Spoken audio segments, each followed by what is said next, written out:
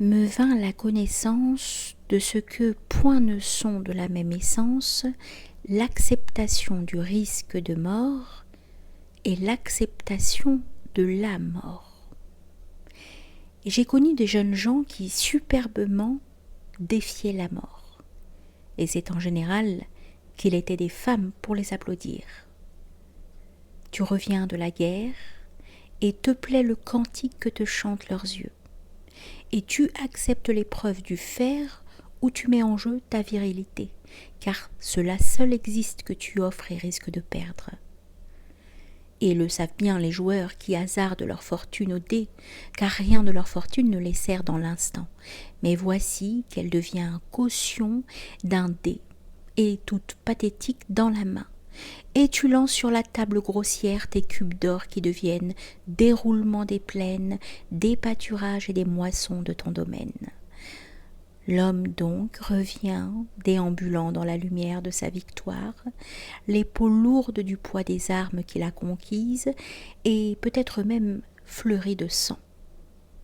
Et voici qu'il rayonne pour un temps seulement, peut-être, mais pour un temps, car tu ne peux vivre de ta victoire.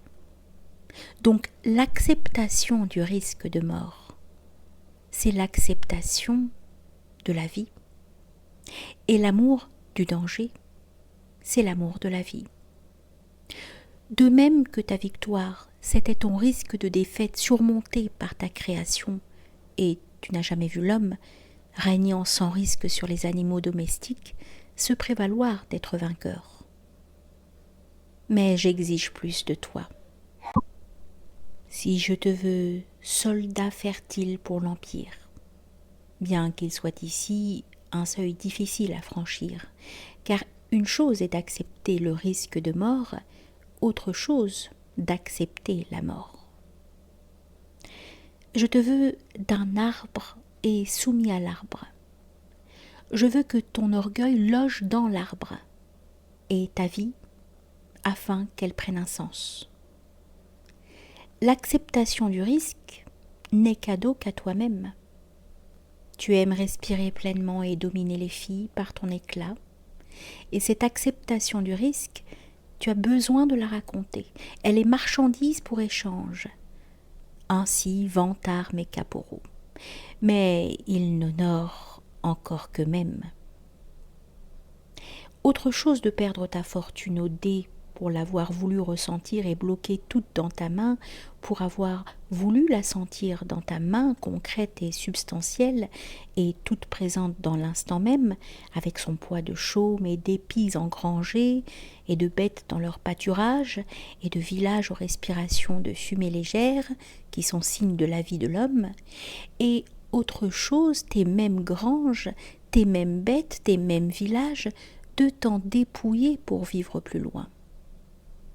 Autre chose, déguiser ta fortune et de la faire brûlante dans l'instant du risque, et de la renoncer comme telle qui se dépouille un à un de ses vêtements et dédaigneusement se décortique de ses sandales sur la plage, afin d'épouser nue la mer.